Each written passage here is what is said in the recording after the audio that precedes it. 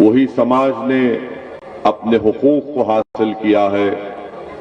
जब तक आप मुत्तहिद नहीं होंगे, अपनी सियासी लीडरशिप को नहीं बनाएंगे, हम अपने मसाइल को हल नहीं कर पाएंगे। मैं आपको मिसाल के तौर पर ये बताना जरूरी समझता हूं कि तेलंगाना जिस रियासत से मैं यहां पर आया हूं, वहां पर मजलिस इत्तेहादुल मुस्लिमीन के सिर्फ 7 एमएलए हैं और मजलिस इत्तेहादुल मुस्लिमीन ने अपने 7 अराकीन असेंबली की ताकत की बुनियाद पर वहां के मुसलमानों के लिए, बल्कि तेलंगाना बनने से पहले आंध्र प्रदेश रियासत थी, उसमें मजलिस इत्तेहादुल मुस्लिमीन ने के लिए सिर्फ 7 अराकीन असेंबली।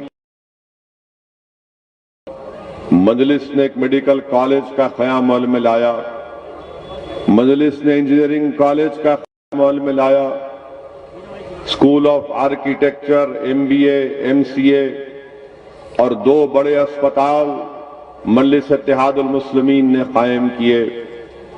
आप अंदाजा लगाइए कि उन अस्पतालों में सबसे कम पैसों में डिलीवरी होती है और सबसे कम पैसों में डायलिसिस भी का इलाज किया जाता है। जब कोविड की सेकेंड वेव आई तो सबसे कम पैसों में अगर हैदराबाद में कहीं पर किसी कोविड पेशेंट का इलाज हो रहा था, अस्पतालों में किया जा रहा था। मेरे अजीज दोस्तों और बुजुर्गों, डेक्कन मेडिकल कॉलेज पूरे जुनूबी हिंदुस्तान में एक मुनफरिद मुकाम रखता है। यहां पर हर साल 150 से ज्यादा मुसलमान बच्चे डॉक्टर और डॉक्टर्स बनकर निकलते हैं। Engineering, MBA, MCA, school of architecture, pharmacy college, ये सब कैसे क़याम में लाया गया? आपके पास सियासी ताकत थी तो आपने अपनी सियासी ताकत के बलबूते पर इदारों को कायम किया। ये तालीमी इदारे किसी एक खानदान के या किसी एक फर्द के नहीं है और इंशाअल्लाह ताला ये सुबह क़यामत तक आबाद रहेंगे। ये कौम और मिल्लत का एक असासा है जो हमारे बुजुर्गों ने अपनी मेहनत और अपनी कुर्बानियों और आवाम ने अपने सियासी शऊर जब उनमें बेदार हुआ तो उन्होंने इन तालीमी इदारों को। मेरे अजीज दोस्तों और बुजुर्गों, मैं आपको बताना जरूरी समझता हूं कि CAA कानून जो पार्लियामेंट में बीजेपी की हुकूमत ने एक जालिमाना तौर पर अपनी ताकत की बुनियाद पर एक गैर दस्तूरी कानून को बिल लाकर कानून बनाया, तेलंगाना की असेंबली में हमने वहां की हुकूमत के सामने इस बात का मुतालबा किया और CAA कानून के खिलाफ तेलंगाना की असेंबली में बाज़ाब्ता एक करारदाद, रेजोल्यूशन पास की गई जिसमें ये हुकूमत ने अवाम से वादा किया, तेलंगाना की हुकूमत ने, कि हम तेलंगाना में सेंसस करेंगे, NPR NRC नहीं करेंगे। रेजोल्यूशन जब बनाया जा रहा था तो मजलिस से कहा गया हुकूमत की तरफ से कि आप अपने तरफ से तजवीज पेश कीजिए। रेजोल्यूशन बनाकर हमने हुकूमत को दिया, हुकूमत ने उसमें थोड़ी बहुत तरमीम की और पूरी तेलंगाना की असेंबली में इस रेजोल्यूशन को पास किया गया। कोई कह सकता है कि मजलिस के 7 MLA थे तो मजलिस ने तेलंगाना की असेंबली में CAA कानून के खिलाफ रेजोल्यूशन को पास किया, मगर मेरे अजीज दोस्तों और बुजुर्गों, हैदराबाद की बल्दियां में मजलिस के 44 अराकीन म्युनिसिपल कॉरपोरेशन था जिसने CAA कानून के खिलाफ एक रेजोल्यूशन पास किया, तो वो हैदराबाद कॉरपोरेशन में मजलिस इत्तेहादुल मुस्लिमीन के सिर्फ 44 अराकीन बल्दिया थे। हमने CAA जैसे काले कानून के खिलाफ एक रेजोल्यूशन को पास किया। मेरे अजीज दोस्तों और बुजुर्गों, याद रखिए, अगर आपके पास सियासी ताकत होगी तभी आपके मसाइल हल होंगे। मैं ये नहीं कह रहा हूं कि तेलंगाना में मुसलमानों के पूरे मसाइल हल हो चुके हैं। मैं इतना आपके सामने खड़े होकर इस बात का जिम्मेदारी के साथ दावा कर सकता हूं कि हुकूमत अगर कोई मंसूबा बनाती है मुसलमानों के खिलाफ तो उसको 2-10 बार सोचना पड़ता है, क्योंकि वह जानते हैं कि मजलिस इत्तेहादुल मुस्लिमीन इसके खिलाफ सदा एहतजाज बुलंद करेगी। मेरे अजीज दोस्तों और बुजुर्गों, मेरी इज्जतदार माँ और बहनों, मैं उत्तर प्रदेश को इसलिए नहीं आया हूं कि मैं अपनी मकबूलियत में इजाफा करूं। मैं उत्तर प्रदेश को इसलिए नहीं आया हूं कि खुदा ना खास्ता मेरी अनानियत में और इजाफा हो। मेरे आने का मकसद सिर्फ यही है, और इंशाअल्लाह ताला जब तक अल्लाह सुब्हानहू ताला मुझे जिंदा रखेगा, मैं बार बार उत्तर प्रदेश को और भारत के कोने कोने में जाऊंगा, क्योंकि मेरा मानना यह है कि भारत की जमहूरियत, भारत का आईन जिसको बाबा साहिब अम्बेडकर ने बनाया, मुसलमानों को, दलितों को, आदिवासियों को इस बात की इजाजत देता है कि वो अपनी सियासी क़ियादत को बनाएं। और अब जब सियासी क़ियादत आपकी बनेगी तो आप अपने मुक़द्दर के फैसले आप खुद कर पाएंगे। मेरे अजीज दोस्तों और बुजुर्गों, यही काम करने के लिए हम मजलिस इत्तेहादुल मुस्लिमीन को उत्तर प्रदेश में उसका क़याम में लाया गया। हमारा मकसद यही है कि आज उत्तर प्रदेश में मुसलमान सबसे पिछड़ा क्यों है, आज उत्तर प्रदेश में मुसलमान कमजोर क्यों है, आज उत्तर प्रदेश में मुसलमानों पर जुल्म क्यों किया जाता है। मेरे अजीज दोस्तों और बुजुर्गों, इसकी बात सिर्फ यही जवाब इसका मिलता है कि आपकी एक सियासी क़ियादत नहीं है। आपने यकीनन अपने वोट से मुसलमानों को एमएलए बनाया, एमपी बनाया, विधानसभा भिजाया, पार्लियामेंट को, लोकसभा को भिजाया, मगर आपसे मैं ये दरख्वास्त करने आया हूं कि आप अपनी एक सियासी क़ियादत को बनाइए, अपनी लीडरशिप को बनाइए, ऐसी लीडरशिप को बनाइए जैसा चरण सिंह ने जाटों के लिए लीडरशिप को बनाई थी, ऐसी लीडरशिप को बनाइए जो मुलायम सिंह यादव ने यादवों के लिए बनाई, ऐसी लीडरशिप बनाइए जो बहन जी मायावती ने जाटवों के लिए बनाया, ऐसी लीडरशिप बनाइए कि बीजेपी ने आलाजाद के ब्राह्मण हो या बनिया हो उनके लिए एक सियासी प्लेटफॉर्म बना दिया, ऐसी लीडरशिप बनाइए कि अनुप्रिया पटेल है मगर कुर्मी उनको अपना लीडर मानते हैं। मेरे अजीज दोस्तों और बुजुर्गों, जब ये लोग ये काम करते हैं तो कोई इनसे नहीं कहता कि तुम्हारी वजह से फिरका परस्ती बढ़ रही है, तुम्हारी वजह से तनाव फैल रहा है, मगर मैं आपसे कहने आया हूं कि जब ये तमाम लोग अपनी अपनी सियासी लीडरशिप को बना सकते हैं और अपने समाज को फायदा पहुंचा सकते हैं, तो क्या मायूब बात है कि उत्तर प्रदेश का 19% मुसलमान भी एक करवट ले और इस बात का तय कर ले कि इंशाअल्लाह ताला अब की बार हम अपनी सियासी क़ियादत को बनाएंगे और अपने वोटों से अपने नुमाइंदों को कामयाब करेंगे। जब हर समाज अपने नुमाइंदे को कामयाब करके लखनऊ में विधानसभा को भी जा सकती है, तो क्या उत्तर प्रदेश का मुसलमान अपने वोटों से अपने कैंडिडेट को कामयाब क्यों नहीं कर सकता? ये हो सकता है, ये जरूर होगा इंशाअल्लाह ताला। अगर मेरी जिंदगी में नहीं हुआ तो जरूर मेरी जिंदगी के बाद होगा। मगर मेरे अजीज दोस्तों और बुजुर्गों, आपने 75 साल इंतजार किया, आपने 75 साल में कई ऐसे असेंबली और पार्लियामेंट के इलेक्शन में आपने अपने वोट का इस्तेमाल किया। कभी आपको सब्ज बाग दिखाया गया, कभी आपसे झूठे वादे किए गए, कभी आपसे वादा किया गया था कि तुम्हारी मस्जिदों की हिफाजत की जाएगी, कभी आपसे वादा किया गया कि नौजवानों को बचाया जाएगा, कभी आपसे वादा किया गया कि तुम्हारी मां और बहनों की इज्जतों की हम हिफाजत करेंगे। हर इस पैमाने पर आप खुद फैसला कर लो कि जिसको आपने वोट दिया, जिसको आपने अपना मसीहा माना, जिसको आपने अपना नेता बनाया, मुख्यमंत्री बनाया, सांसद बनाया, वो कहां तक इन वादों पर उतरा। कभी अपने महल्लों में झांक कर देख लो कि क्या तुम्हारे घरों के अतराफ में, क्या आपके घर के अतराफ में अपने बच्चियों को पढ़ाने के लिए कोई स्कूल का माकूल इंतजाम है? कभी अपनी आंखों से देखो कि क्या तुम्हारे जिस महल्लों में तुम रहते हो वहां पर साफ पीने का पानी तुमको मुहैया किया जाता है? मेरे अजीज दोस्तों और बुजुर्गों, मैं जिम्मेदारी के साथ कह रहा हूं, कि इन मसाइल पर कोई बात नहीं करता। हाँ, जब मजलिस आकर उत्तर प्रदेश में इस बात का मुतालबा करती है कि मुसलमानों की लीडरशिप को बनाएंगे, तो तमाम पार्टीज मुत्तहिद हो जाती है, चाहे बीजेपी हो, समाजवादी हो, बीएसपी हो, कांग्रेस हो, और फिर हमारे ही सफों में ऐसे डरपोक लोग जो छुप कर बैठे हैं, जो अपना ईमान का सौदा कर चुके, जो बेजमीर हो चुके हैं, वो कहते हैं कि नहीं, ओवैसी जो बात कर रहा है वो टेंशन की बात कर रहा है। अरे मैं तुमसे पूछना चाह रहा हूं, मैं जमहूरियत को मजबूत करने की बात कर रहा हूं, मैं अपने वोट की कीमत और अहमियत को उसूल करने की बात कर रहा हूं, मैं ईमान को बेचने की नहीं, मैं ईमान की हिफाजत की बात कर रहा हूं, मैं मुस्तकबिल को रोशन करना चाहता हूं। ये मजलिस इत्तेहादुल मुस्लिमीन का पैगाम और नस्बुल ऐन रहा है। मेरे अजीज दोस्तों और बुजुर्गों, इस सियासी पैगाम को आपको समझना है।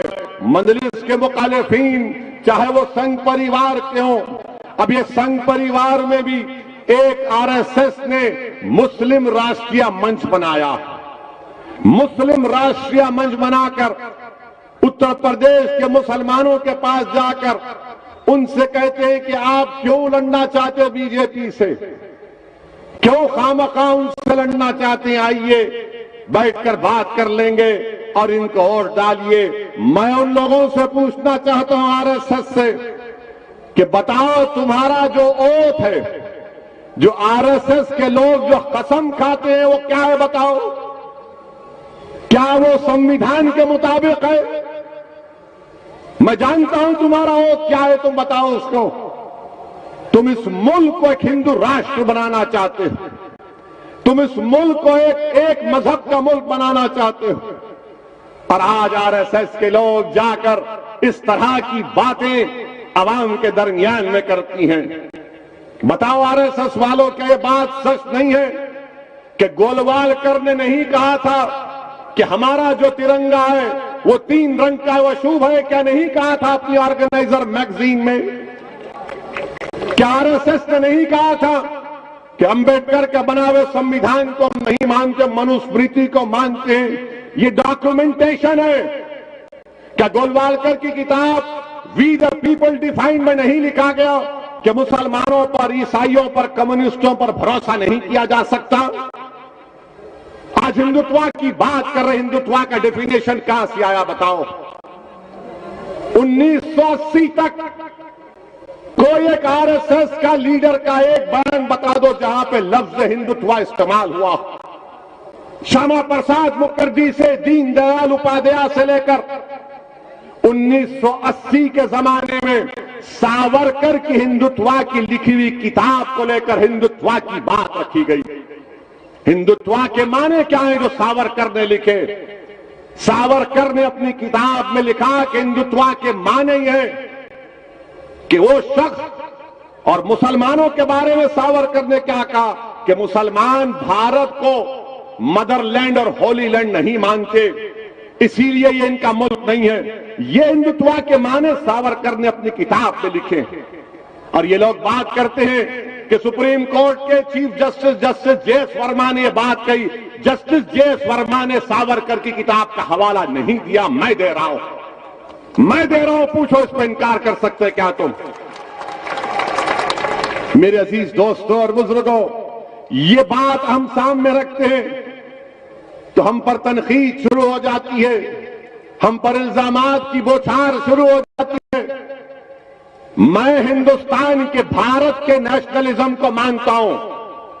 वो भारत के नेशनलिज्म में तमाम लोग शामिल हैं, जिसको अंग्रेजी का वर्ड है वो इंक्लूसिव है, इंक्लूसिव है। ये नेशनलिज्म होना चाहिए। बल्कि मुझे याद आ रहा है कि मोहम्मद अली जौहर रहमतुल्लाह अलैह से जब पूछा गया, बरतानिया में अंग्रेजी में पूछा गया कि मोहम्मद अली जौहर तुम नेशनलिस्ट हो क्या, तो मोहम्मद अली जौहर ने कहा था कि मैं नेशनलिस्ट नहीं हूं, मैं सुपर नेशनलिस्ट हूं। हम मुसलमान सुपर नेशनलिस्ट हैं, मगर हम इंडियन नेशनलिज्म को मानते हैं। क्या कहा था नरेंद्र मोदी ने? हिंदू नेशनलिज्म की बात इंटरव्यू में नरेंद्र मोदी ने कही थी 2014 में। आपने नेशनलिज्म को भी तोड़ दिया। मेरे अजीज दोस्तों और बुजुर्गों, हद तो ये हो गई कि एक मोहतरमा को हमारा हाईएस्ट सिविलियन अवार्ड दिया गया। वो मोहतरमा टीवी के इंटरव्यू में कहती हैं कि देश को आजादी 2014 में मिली, 2014 में मिली। मैंने थालियां मारने के लिए नहीं, सोचने बता रहा हूं। देखो आप, अगर वो बात मुसलमान कहता तो अब तक उस पर यूएपीए लग जाता। अगर वो बात मुसलमान कहता तो यूएपीए लग जाता। उसको जेल में डालने से पहले पुलिस स्टेशन में ले जाकर उसके घुटने के बाजू हजरत पुलिस एक छोटी सी गोली मारती उसको और बोलते तूने गद्दारी की। मगर वो रानी है, आप महाराजा हैं, कोई कुछ नहीं करता। वो क्वीन है और आप कोई किंग है, आप कुछ नहीं करते। क्यों नहीं करते? अगर हमारे मुंह से अगर गलती से भी निकल जाता, किसी ने इंडिया पाकिस्तान के मैच में कुछ लिख दिया गलती से, तो बाबा ने कहा गद्दारी का इल्जाम लगा के जेल में भिजा दिया जाएगा। बोलो बाबा। मैं उत्तर प्रदेश के मुख्यमंत्री से पूछ रहा हूं, मैं देश के प्रधानमंत्री नरेंद्र मोदी से पूछ रहा हूं, क्या देश 47 में आजाद हुआ या 2014 में आजाद हुआ? बताओ। और अगर यह गलत है तो क्या देश के प्रधानमंत्री और उत्तर प्रदेश के मुख्यमंत्री गद्दारी का इल्जाम लगाएंगे सेडेशन का? क्या सेडेशन सिर्फ मुसलमानों के लिए? क्या सेडेशन सिर्फ नौजवान तालिब इल्म और तुलबा के लिए? क्या सेडेशन किसके लिए फिर? और फिर इससे बढ़कर बात यह कि यह संविधान के खिलाफ है। कैसे खिलाफ है? भारत के संविधान में एक फंडामेंटल राइट्स है, हुकूक है और एक ड्यूटीज है। नरेंद्र मोदी बार बार बोलते हैं ड्यूटीज, अपना ड्यूटी निभाओ। नरेंद्र मोदी जी, पार्लियामेंट में बल्कि संविधान में लिखा है कि इस बात को हमको तालीम दी जा रही है संविधान के जरिए कि हर भारत के रहने वाले के लिए, नागरिक के लिए जरूरी है कि वो मुजाहिदीन आजादी की इज्जत करें। डायरेक्टिव प्रिंसिपल्स में लिखा गया। बताओ तुम क्यों खामोश हो? खाली एक बयान आ गया बीजेपी से कि इस बयान से हम नहीं मानते। नहीं मानते तो फिर हम जब बोलते हैं तो हम पर मुकदमा क्यों? हमको भी कहो कि तुम्हारी बात को नहीं मानते, मगर तुम जो चाहे मन गढ़ंत बातें अनाप शनाप बकते रहोगे। अगर हम इज़हारे ख्याल करेंगे, हमारी राय तुमसे मुख्तलिफ होगी, तुमको पसंद नहीं आएगी तो जेल मेरा मुकद्दर या गोली मेरा मुकद्दर बना दिया जाता है। ये कौन सा इंसाफ है? कल हम सुन रहे थे मीडिया के दोस्त बात किए कि देश के वजीर दाखिला अमित शाह ने अपने आजमगढ़ की तकरीर में जैम का जिक्र किया। हमसे पूछा गया जैम, हमने कहा हम तो टोस्ट पर जैम लगा के खा लेते। तो कौन से जैम की बात कर रहे हैं? हर बात में आजम खान। अरे क्या अमित शाह साहब बगैर मुसलमान का नाम लिए रात में नींद नहीं आती क्या आपको? आपके पेट में इतना दर्द क्यों होता मुसलमान के नाम से?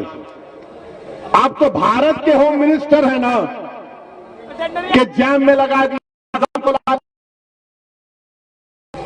मुख्तार को ला लिया। जिना के बारे में हमको क्या बोलना, हमको ताल्लुक ही नहीं। मगर हमारे से ज्यादा ये लोग बोलते जिना, हम नहीं बोलते। मुसलमान जिना नहीं बोलता कभी, मगर ये लोग बोलते, जिसमें सब शामिल है। आप बताइए कि देश के होम मिनिस्टर हैं और नाम ले रहे हैं किसका? हैदराबाद को भी आए थे, हैदराबाद को भी आकर बहुत हमारे बारे में तस्करा किया। हर जगह हैदराबाद जब कभी आते अमित शाह या तेलंगाना आते बोले ओवैसी ये, ओवैसी ये। हमने कहा हाँ, पूरे भारत के अगर कोई लैला है तो उसका नाम असदुद्दीन ओवैसी है, सब मेरे मजनू हैं। इनको सुकून नहीं मिलता ना, इनको सुनिए सुनिए, इनको सुकून नहीं मिलता। नाम लेना चाहिए मुसलमान का, नाम लेना चाहिए। अरे शिबली के नाम लेना था आजमगढ़ में, हजरत शिबली का नाम लेना था आजमगढ़ में, क्यों नहीं लिए? उन्होंने भी तो बहुत काम किया ना, तारीख बनाई इस मुल्क की, मगर इनको शिबली याद नहीं आया, इनको आजम याद आ गए। इनको कैफे आजमी याद नहीं आया, इनको मुख्तार याद आ गया। अच्छा ये बताइए होम मिनिस्टर साहब, आपने ये बताया कि ये मुसलमान क्रिमिनल है जो हम नहीं मानते आजम को क्रिमिनल। कोर्ट ने अभी कोई फैसला नहीं दिया, कोर्ट जब फैसला देगा देगा, मगर हमको ये बता दीजिए कि आपका होम मिनिस्टर, आप ही के मिनिस्ट्री में मिश्रा साहब मिनिस्टर हैं, उनका बेटा क्या जेल में फूल बेचने के लिए गया? जेल में उनका बेटा किस लिए जेल में है बता अमित शाह? उनका बेटा जेल में इसलिए है क्योंकि उसने 4 किसानों को अपनी गाड़ी से रौंद दिया, अपनी राइफल से गोली चलाकर उनका कत्ल किया, और आप उसको अपना मंत्री बनाकर अपने बगल में बिठाकर लखनऊ में कहते हैं कि मैंने टेलीस्कोप से दूर दूर तक देखा, क्रिमिनल उत्तर प्रदेश नजर नहीं आया। तो किसी ने, कहने वाले ने कहा अमित शाह बाजू खड़ा है, तुम सामने देख रहे हो बाजू खड़ा है। आप बताइए ये बीजेपी का मामला, पेट्रोल की कीमत आसमान को छू गई तो देश की जनता गरीबों की आंखों में धूल झोंकने के लिए थोड़े से पैसे कम कर दिए, 10 रुपये 20 रुपये। जब आप 20 रुपये कम कर सकते हैं तो आप 40-50 रुपये भी कम कर सकते हैं, क्यों नहीं करना चाह रहे आप? गरीबों का वोट लेंगे और गरीबों का खून भी चूसेंगे, और महंगाई गरीबों को मार रही है। गरीब परेशान है, मगर ये लोग क्या कहते हैं? Jam jam. अरे खाने को खाना नहीं है, तुम कौन से जैम की बात कर रहे हो? मेरे अजीज दोस्तों और बुजुर्गों, ये बीजेपी का, और फिर हर तरफ से आप देख रहे हैं कि यहां पर अलीगढ़ मशहूर है, ब्रास के स्टैच्यूज बनते हैं, ताले बनते हैं, मगर क्या यह बात सच नहीं है कि नोटबंदी ने, जीएसटी ने, लॉकडाउन ने तमाम कारोबार को बर्बाद करके रख दिया? नोटबंदी ने, जीएसटी ने लॉकडाउन में बर्बाद कर दिया। वेल्डिंग का काम होता था, वेल्डिंग के काम के लिए उस सिलेंडर में ऑक्सीजन की जरूरत पड़ती। 1000 लोग, 1000 यूनिट बंद हो चुके हैं, मगर बीजेपी के लोग बात करेंगे तो जे की बात करेंगे, या जैम की बात करेंगे, या फुलां की बात करेंगे। मेरे अजीज दोस्तों और बुजुर्गों, और फिर अमित शाह कहते होम मिनिस्टर हैं, देश के होम मिनिस्टर हैं, वो कह रहे हैं कि जितने लोग क्रिमिनल हैं वो कहते हैं गोली मत मारो, मारे। अमित शाह साहब आप बताइए, गाजियाबाद में, मैं 2 दिन पुरानी बात कर रहा हूं, गाजियाबाद में 7 लड़कों को, उनका नाम भी सुना देता हूं मीडिया के लिए, क्योंकि वो अमित शाह के जैम को सुनकर आए।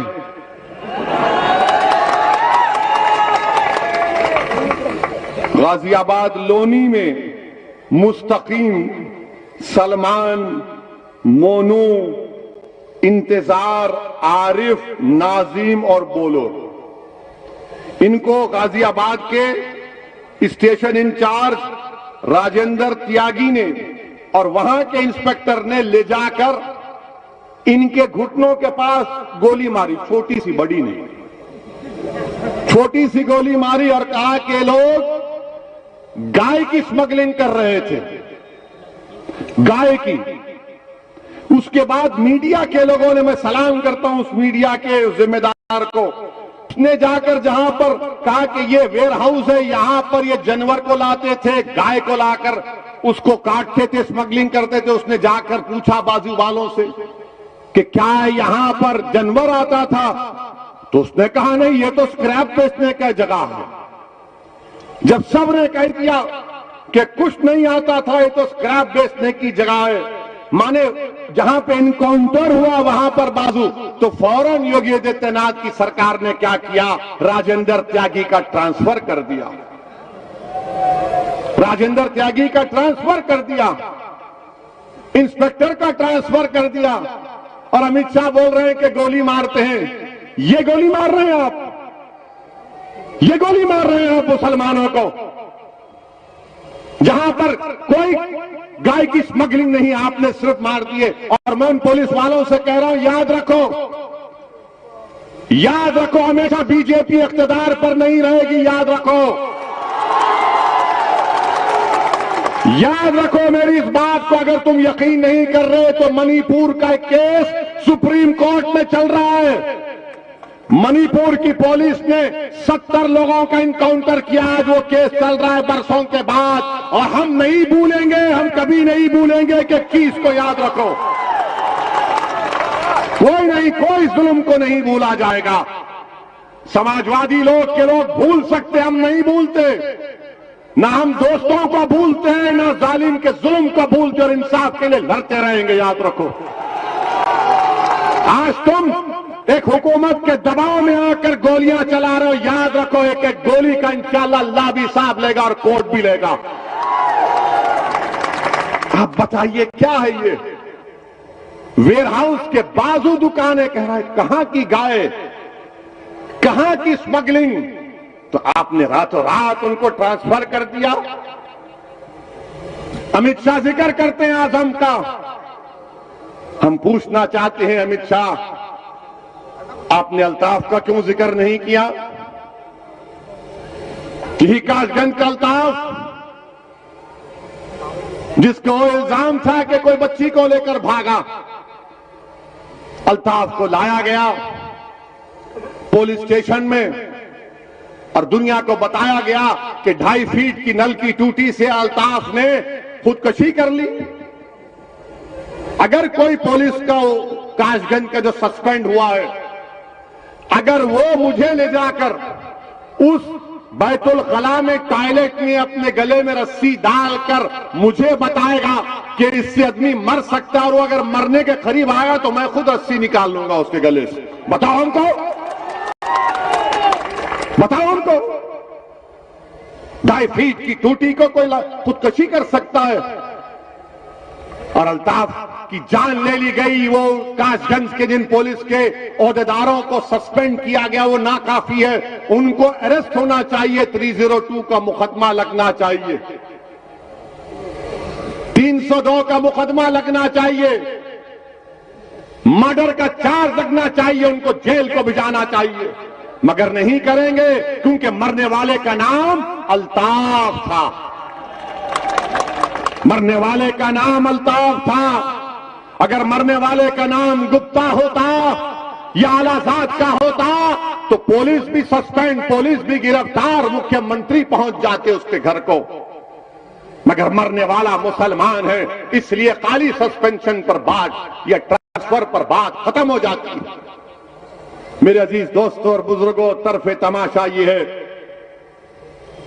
कि 2:30 बजे अल्ताफ की मौत होती है और 4 बजे 1.5 घंटे के बाद कासगंज की बहादुर पुलिस योगी आदित्यनाथ की गवर्नमेंट में 2:30 बजे अल्ताफ की मौत और 4 बजे अल्ताफ के खिलाफ उल्टा FIR किया जाता है। और अल्ताफ की मौत कौन की? FIR में क्या लिखते हैं कि नामालूम पुलिस वालों ने,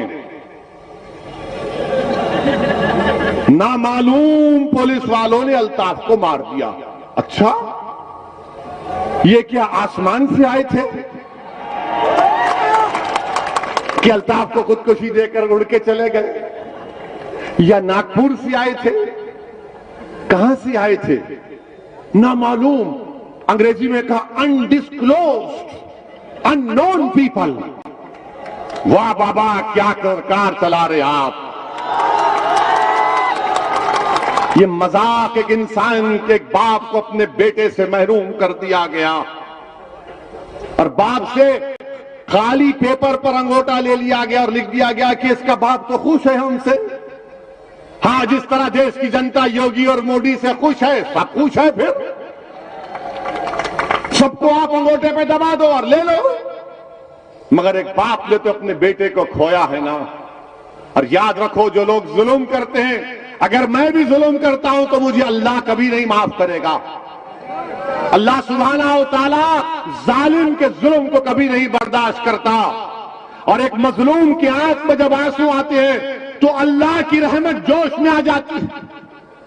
तुमने एक बाप से उसका बेटा छीना, इंशाअल्लाह ताला अल्लाह इंसाफ करेगा। अल्लाह की लाठी में देर है, अल्लाह की लाठी में आवाज है, याद रखो। तुमको मालूम भी नहीं होगा, तुमको मालूम भी नहीं होगा जिन्होंने अल्ताफ को मारा, जो जुल्म कर रहे हैं, चाहे किसी मजहब के हो। डरो अल्लाह से, डरो कुदरत के निजाम से। जुल्म करने वालों, फिरौन भी जुल्म किया, नमरूद भी जुल्म किया, यजीद भी किया, मगर इनका जुल्म खत्म हो गया। दुनिया में नाम हक का था, हक का रहेगा। दुनिया ने मजलूमों को इंसाफ दिला और इंसाफ मिलेगा इंशाअल्लाह ताला। मेरे अजीज दोस्तों और बुजुर्गों, और फिर आप ये भी देखते हैं कि लोग बार बार मुझसे कहते हैं कि सेकुलरिज्म की बात, लोग बार बार कहते हैं कि असदुद्दीन ओवैसी तुम सेकुलरिज्म को कमजोर करना चाहते हो। मेरा उनसे एक सवाल है, जरा ये बता दो कि जब 3 अक्टूबर को आमिर खान ठेला बंडी पर अपने कपड़े बेच रहा था तो 2 लोग आकर उसको मारते हैं कि कहा ये नारा लगाओ जेएसआर का। उसने नहीं लगाया तो उसको मारा और पीटा गया। फिर एक लड़का है नियाजी, फरमान नियाजी, बरेली का अलीगढ़ से जा रहा है ट्रेन में। ये देख लिए उसको ये लोग जो मुसलमानों से नफरत करते हैं, बल्कि मुसलमानों से नहीं बल्कि भारत से नफरत करते हैं। वो भारत के संविधान से नफरत करते हैं। वो भारत के प्लुरलिज्म, डाइवर्सिटी, भाईचारगी से मोहब्बत नहीं करते, नफरत करते हैं। उन्होंने इस फरमान नियाजी से कहा, तेरे चेहरे पे दाढ़ी क्यों है, तू कुर्ता पैजामा क्यों पहना हुआ है? और जब उस बच्चे ने कुछ नहीं कहा तो उसके कपड़े फाड़ दिए। पूरी ट्रेन में, कंपार्टमेंट में हो रहा है ये, किसी अलीगढ़ के किसी गली कूचे में अंधेरे में नहीं हो रहा है, ट्रेन में हो रहा है। इसको मारा और पीटा गया, इसकी ऐनक को तोड़ दी गई और ट्रेन में सब बैठने वाले बैठकर तमाशा देख रहे हैं। किसी में इतनी हिम्मत नहीं हुई कि क्या कर रहा है तो बच्चे को छोड़ दे। ये नफरत है, ये नफरत है ना। अगर हम किसी को देखते हैं कि अगर गली के कुत्ते को कोई मारता है तो कहे मत कर ये हरकत। आप ये देखते हैं और आकर मुझे सेकुलरिज्म की तालीम देते हैं। कौन से सेकुलरिज्म की तुम बात करते हो मेरे सामने? कौन से? वो जो हरियाणा का बच्चा आज से 4 साल पहले हाफिज कुरान, जिसने कुरान को तरावी मुकम्मल करके ईद की तैयारी के लिए नए कपड़े लेकर दिल्ली को जा रहा था तो ट्रेन के कंपार्टमेंट में उसको चाकू से मारा गया, उसके भाई को। वो सेकुलरिज्म जो ट्रेन के कंपार्टमेंट से निकलता, प्लेटफॉर्म पर कोई उठा नहीं सकता, उसका भाई जख्मी हालत में अपने भाई को 20 सीढ़ियां उठाकर लेकर जाता है, दम तोड़ देता है। वो सेकुलरिज्म। इसके बाद भी अगर मैं इसलिए कह रहा हूं, आपको कह रहा हूं, मैं मुखातिब भारत के मुसलमानों से हूं, मैं मुखातिब कोई सेकुलर पार्टी या बीजेपी आरएसएस से नहीं हूं, मैं मुखातिब आपसे हूं। अगर मेरी एक बात गलत है तो आप मुझे पकड़ लीजिए। इसीलिए मैंने कहा कि भारत के संविधान में जो सेकुलरिज्म है मैं उसको मानता हूं। मैं सियासी सेकुलरिज्म को अपनी जूती की नोक पर भी नहीं रखता हूं। भारत का सेकुलरिज्म संविधान का अलग है। जो हमारे मुजाहिदीन आजादी ने ख्वाब देखा था, जो वो खुद उस पर अमल करते थे, मगर ये सियासी पॉलिटिकल सेकुलरिज्म धोखे के लिए इस्तेमाल होता है। बताइए आप मेरे अजीज दोस्तों और बुजुर्गों, ये सेकुलरिज्म है कि उत्तर प्रदेश में कितने लोगों को गोली मारी गई। क्रिमिनल अगर पकड़े गए तो 31% गोली मारी गई, एनकाउंटर हुआ। क्या यह सेकुलरिज्म है कि उत्तर प्रदेश में मुसलमानों का लिटरेसी रेट 58% है? यह सेकुलरिज्म है? और मुस्लिम खवातीन का, महिलाओं का 50% है। यह सेकुलरिज्म है? तुम इस सेकुलरिज्म के नाम पर दोगे वोट? किस बुनियाद पर आप वोट देंगे, बताओ मुझे। यह सेकुलरिज्म है कि हाई स्कूल में खाली मुसलमानों के 3% बच्चे, ग्रेजुएशन में सिर्फ 2% बच्चे, ये सेकुलरिज्म के नाम पर आप वोट देंगे? किस बुनियाद पर आप वोट देंगे? अगर उत्तर प्रदेश और भारत का मुसलमान इन चीजों को गौर नहीं करेगा, या आदाद और शुमार को, डेटा को गौर करके एक सही फैसला लो। आपने तो कसम खा ली है। हम जिस मिलते हैं तो बोलते हैं असद साहब आप बहुत अच्छा बोलते हैं, पार्लियामेंट में दबा कर बोलते हैं, टीवी पर बहुत अच्छा बोलते हैं। हम जब आप टीवी पे आते हैं, हम लोग सब घर के लोग बैठकर देखते हैं। मैंने पूछा क्या मैं कोई गुलकार हूं कि आप मुझे देखकर मेरे गाना सुनने के लिए बैठते हैं? आप बहुत अच्छी तकरीर करते, तो क्या करूं, गाना गाऊं, हारमोनियम लाऊं नेक्स्ट टाइम? मेरे अजीज दोस्तों और बुजुर्गों, आपको बेदार होना है।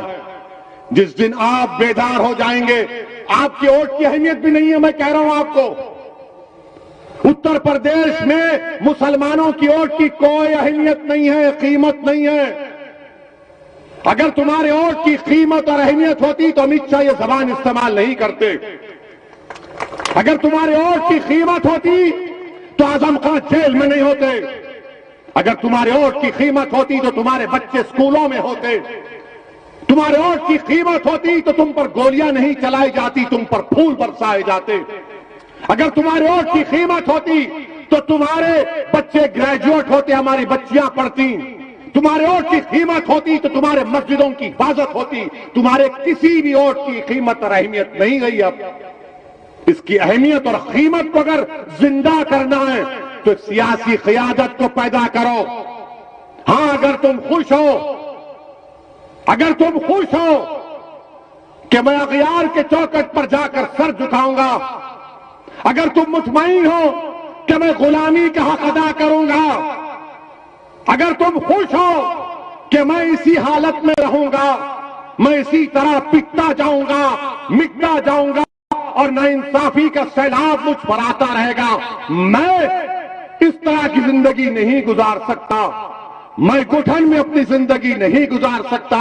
मुझे सांस लेने की आदत है, मुझे खुली जहन चाहिए, खुला एटमॉस्फेयर चाहिए। जमहूरियत में मुझे अपना हक चाहिए, मुझे मेरी आवाज उठाने का हक चाहिए। मैं अपना हक चाहता हूं, पार्लियामेंट हो या उत्तर प्रदेश की विधानसभा हो, मैं चाहता हूं कि मेरी आवाज को सुना जाए, मेरे मसाइल को हल किया जाए। मेरे अजीज दोस्तों,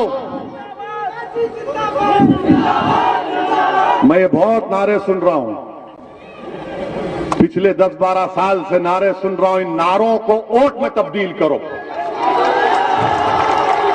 इन नारों को वोट में तब्दील करो। सिर्फ नारे लगाकर आंख में 2 आंसू लाकर पोंछ लिए और उसके बाद सुबह उठते कि हाँ भैया कैसे अच्छे हैं, आ गए। नहीं मेरे भाई, करवट लेना है आपको, एक फैसला लेना है आपको। और अलीगढ़ में आप देख रहे हैं, सीवरेज लाइन का इंतजाम नहीं, पीने के पानी का साफ इंतजाम नहीं, ट्रैफिक जाम लगा रहता है। मगर अमित शाह को वो जाम की फिक्र है, अलीगढ़ के ट्रैफिक जाम की फिक्र नहीं है। अलीगढ़ के ट्रैफिक जाम की फिक्र नहीं है। अब बोले फिगर जाम है अलीगढ़ में, आ रहें दे वो जाम, हम वो जाम करेंगे, हम वो जाम पे बोलेंगे। मेरे अजीज दोस्तों और बुजुर्गों, ये जो अपने मजलिस को गाली देते हैं, मजलिस पर इल्जाम लगाते हैं कि मजलिस वोट डिवाइड करती है। सुना होगा ना आपने कि इलेक्शन लड़ेंगे वोट डिवाइड करते। हम जहां कहीं टीवी चैनल पे जाते, हमको पूछा जाता है, ऐसा पूछते हैं जैसा कि कोई दामाद ससुराल के घर को आता है। जब जाता है ना बेटा घर को अपने ससुराल में, तो ससुर साहब बैठ के पूछते, बेटा खुश, अच्छे हैं? हमसे वही सवाल होता है, आप लड़ेंगे तो वोट डिवाइड हो जाएंगे, हम लड़े तो वोट डिवाइड होंगे।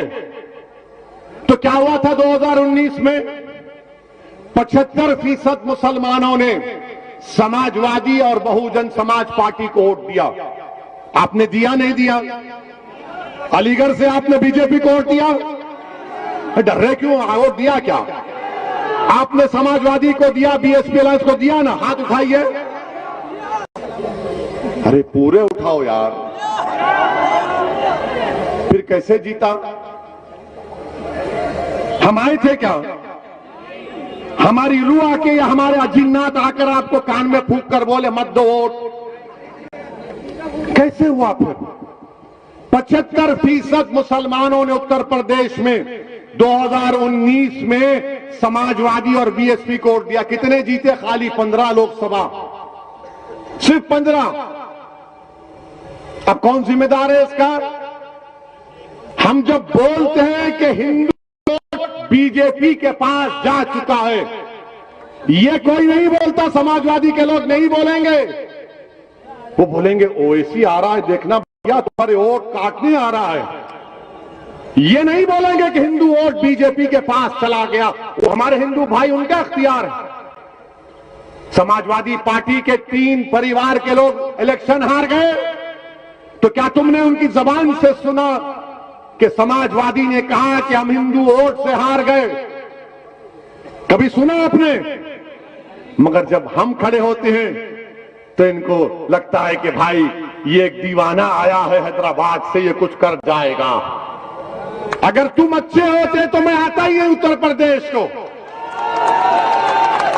तुम अगर नाइंसाफी नहीं करते तो हम आते ही नहीं थे। हम तो हैदराबाद के उन्हीं चबूतरों पर बैठकर ईरानी चाय पीकर खुश रहते थे। मगर तुमने हमको बुलाया है, तुम्हारे जुल्म ने, तुम्हारी नाइंसाफी ने हमको बुलाया है।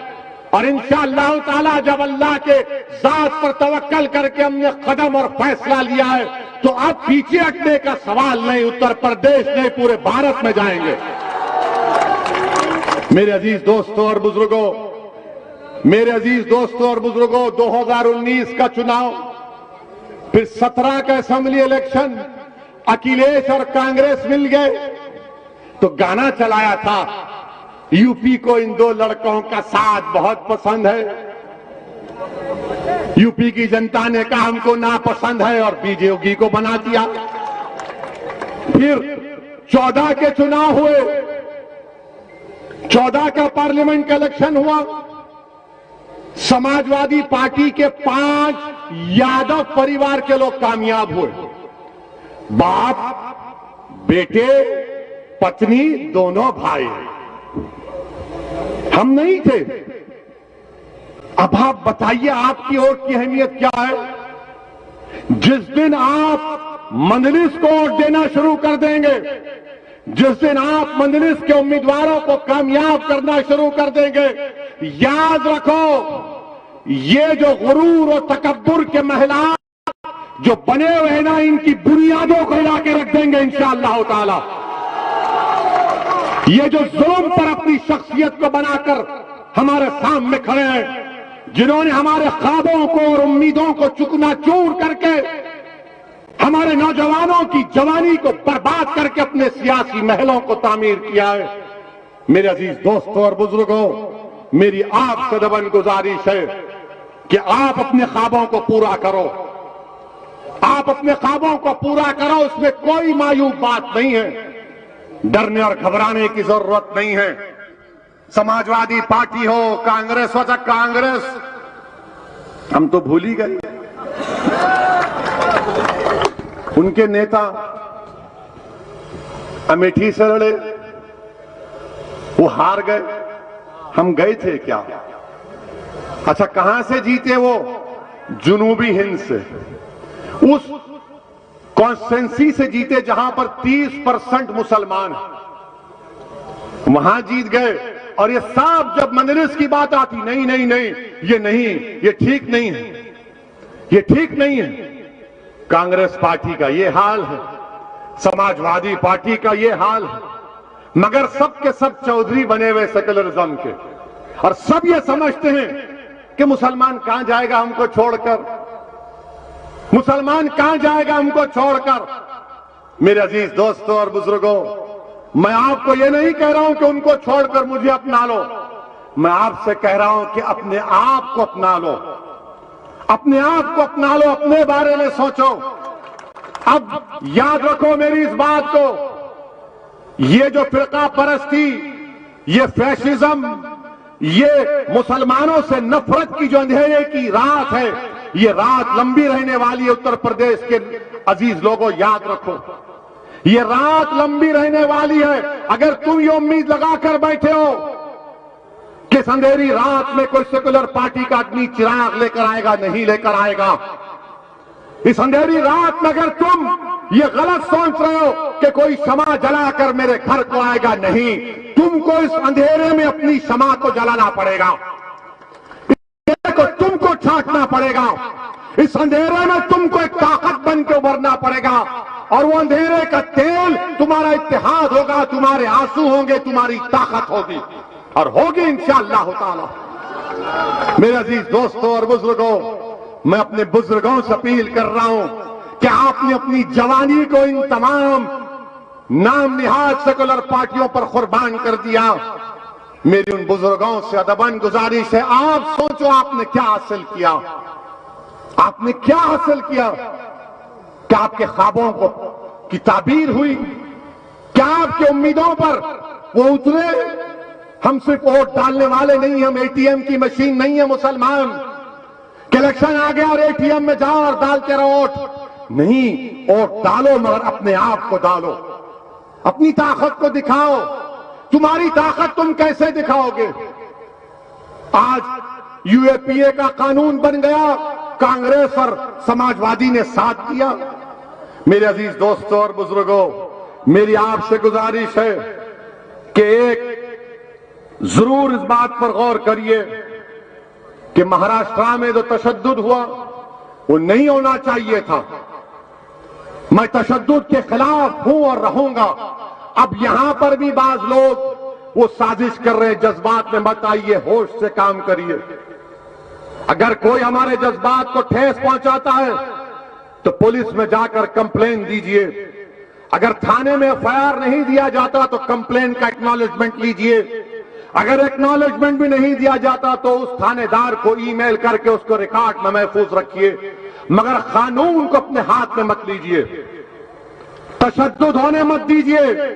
अपने आप को बचाओ, हम अपने बच्चों को बचाएंगे, उनको लीडर बनाएंगे, उनको कायद बनाएंगे। और हमारी कोशिश और ख्वाहिश यही है कि उत्तर प्रदेश में आपकी एक सियासी ताकत बने।